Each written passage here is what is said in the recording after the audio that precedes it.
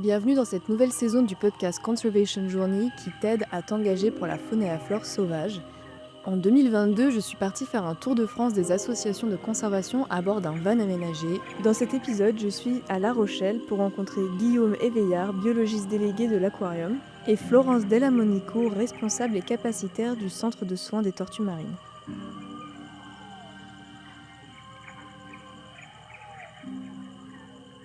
Bonjour à tous les deux. Est-ce que dans un premier temps, vous pourriez vous présenter et expliquer en quoi consiste votre métier concrètement? Je m'appelle Guillaume Aveillard, je suis biologiste délégué à l'Aquarium La Rochelle.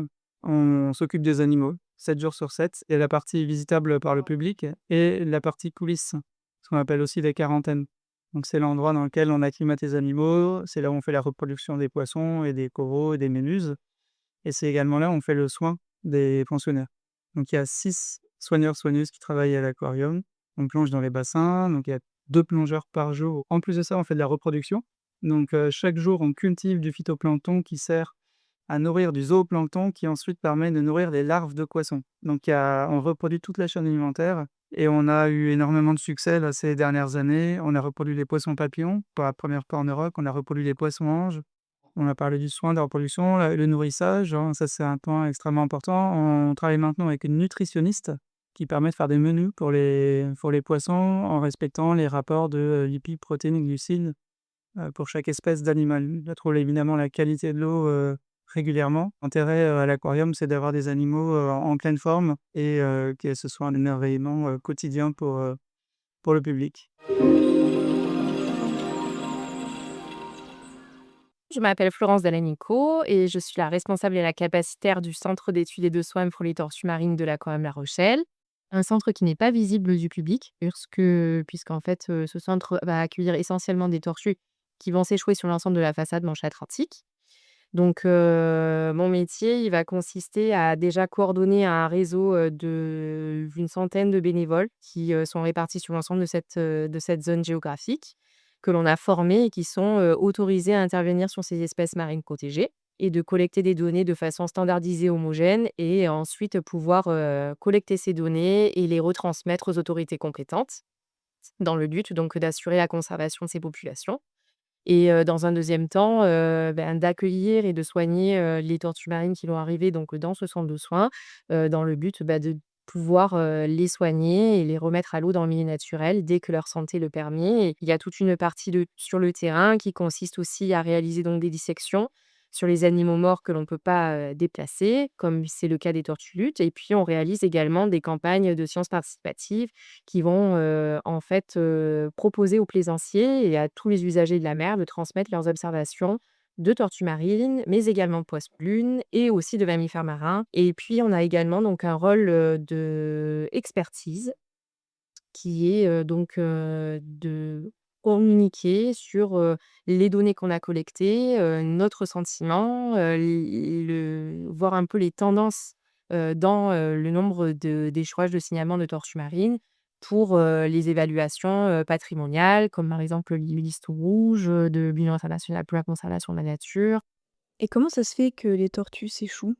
Il y a plusieurs raisons, qui peuvent expliquer les échouages. Malheureusement, on n'a pas, toutes les informations qui nous permettent de déterminer très clairement, la cause de la mort des individus, puisqu'en général, les individus ont dérivé en mer morts, de nombreux jours, voire des semaines. Et quand on les récupère sur les plages, ben, les animaux sont enfin, en tout cas, les tissus de ces individus, sont dans une telle décomposition, dégradation que l'on ne peut pas déterminer très clairement ce qui lui est arrivé. Après, on peut également avoir des cas de capture accidentelle.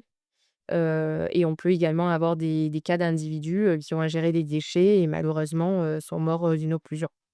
Cependant, les petites tortues qu'on va récupérer au centre de soins, s'échouent principalement au cours de la période hivernale et elles vont souffrir du froid. Donc ce sont les animaux qui vont arriver sur la façade Manche Atlantique, qui vont pouvoir, trouver des conditions adéquates pour se développer, pour s'alimenter. Mais, au cours de la période hivernale, les températures sont trop froides pour leur métabolisme et donc elles vont, se retrouver un peu dans une espèce de léthargie et elles vont plus pouvoir, bouger, leurs membres, plus pouvoir, se déplacer et elles vont flotter à la surface et vont être poussées par les vents et les vagues jusque sur les plages. Est-ce que vous avez des conseils pour des jeunes ou des moins jeunes qui aimeraient se lancer dans des carrières pour la conservation de la nature? Ça paraît vraiment intouchable, mais en fait, je pense qu'il y a tout est possible, tout est accessible à partir du moment où on s'accroche. Alors après, effectivement, pas tout le monde n'aura la possibilité donc d'en vivre. Mais cela dit, il y a énormément d'associations qui existent et qui demandent donc de l'aide de bénévoles. Donc même si on peut pas, avoir un travail, qui nous permet dans lequel on peut s'épanouir, et faire sa passion en même temps, on peut toujours avoir le temps de s'épanouir et d'avoir une passion à côté et de participer également à la conservation des espèces. Il y a pas d'études qui mènent particulièrement à un métier, dont on rêve. Par contre, il faut absolument développer des multi-compétences dans de multiples domaines. Là, maintenant, si on veut travailler avec, les espèces marines, il faut être très bon en logiciel, de géographie, de cartographie, de matériel qui va permettre donc de suivre les animaux. Il faut vraiment avoir ces compétences-là, quoi et puis aussi la qualité qui est principale, c'est être très observateur, être très énergique et jamais se reposer sur ses acquis, en fait.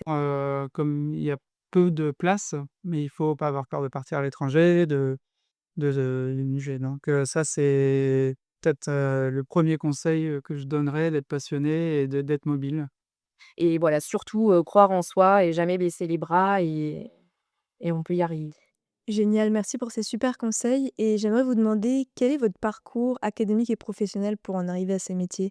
Après, mon baccalauréat, j'ai fait une première année, de faculté, en biologie, mais j'avais besoin d'être plus sur le terrain donc à l'issue de cette première année de fac, qui n'a pas été très, très concluante, je suis partie faire un IMT en génie biologique option gestion de l'environnement et ensuite, j'ai été, intéressée, par, le milieu aquariologie, aquaculture. Donc j'ai fait une licence professionnelle en aquaculture, en aquariologie. J'ai intégré ensuite une maîtrise de biologie des populations et écosystèmes marins tropicaux, en Guadeloupe, où là, j'ai pu, appréhender, d'autres manières de réaliser des protocoles, notamment dans le milieu marin. J'ai travaillé pendant 2 ans, en tant que volontaire civil à l'aide technique, à la cellule qualité des eaux littorales en Guadeloupe et mon rôle était d'instruire des dossiers qui étaient soumis à la loi sur l'eau, donc connaître toute la politique environnementale autour de l'eau. Ensuite, j'ai intégré un master 2 en génie, anthroposystèmes littoraux, donc ici à La Rochelle, où mon objectif, en intégrant ce master, c'était donc de pouvoir réaliser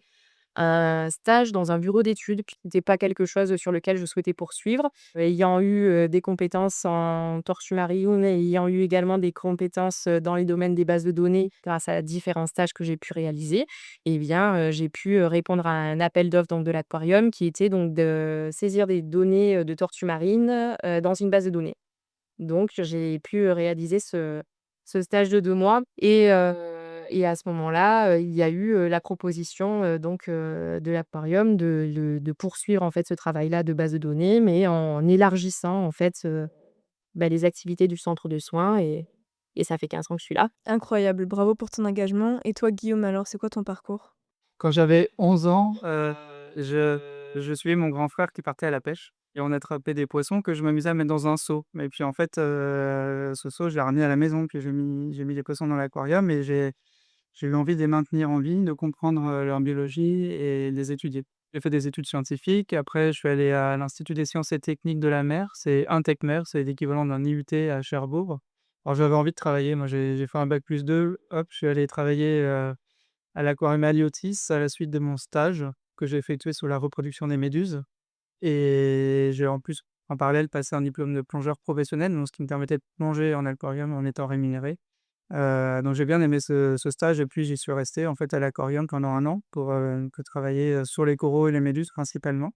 Après j'ai travaillé à l'aquarium de Vannes pendant 2 ans, donc voilà, j'ai découvert un autre aquarium, j'étais responsable de tout l'aquarium et puis en fait, très vite on m'a demandé de passer un diplôme enfin pas un diplôme, une autorisation administrative pour être responsable des animaux et puis je l'ai pas eu. Donc ça m'a un peu déçu, je me suis dit: «Bon, je vais reprendre des études». Je suis allé en Écosse faire un master d'aquaculture parce qu'en parallèle, j'étais aussi très intéressé par l'élevage et donc j'ai eu le master, et puis ensuite j'ai fait un stage, dans une écloserie de morues. Donc je suis resté comme ça 1 an en Écosse, travailler et puis au bout d'1 an, j'adorais ce que je faisais. J'ai appris plein de choses sur l'élevage, surtout la gestion des proies vivantes, hein, ce qu'on donne à manger aux larves de poissons. Donc le phytoplancton, zooplancton, ça c'était vraiment, une découverte pour moi et puis c'était, hyper intéressant.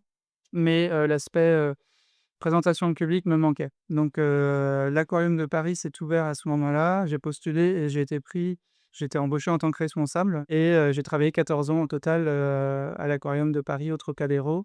J'ai d'ailleurs participé à l'ouverture du ba de l'aquarium, donc la mise en eau des bassins, l'arrivée des premiers animaux, donc c'était vraiment, voilà, recréer un écosystème à partir de rien, donc c'était hyper intéressant comme expérience. À la fin, on a même créé un médusarium qui était le premier médusarium, parce qu'on l'a fait comme ça, il y avait 25 bassins avec des méduses. J'avais quand même cette passion toujours pour les méduses. Et puis après, j'avais quand même l'impression d'avoir fait le tour de la question. De cet aquarium, voilà, j'avais envie de faire autre chose et j'ai préféré me rapprocher de la mer et l'aquarium de La Rochelle étant quand même pour moi le plus beau. Je l'aime beaucoup et donc j'avais envie d'y travailler depuis longtemps. J'ai attendu quand même pas mal de temps et la personne responsable a pris sa retraite, la personne que je remplace actuellement et ça fait 3 ans maintenant que j'y suis et je m'y plais beaucoup. Génial. Merci à tous les deux et à toi qui nous écoutes. J'espère que l'épisode t'a plu. Pour en savoir plus sur le centre de soins de l'aquarium de La Rochelle, je t'ai mis le lien dans la description. Et abonne-toi pour ne pas louper le prochain épisode au Marais aux oiseaux.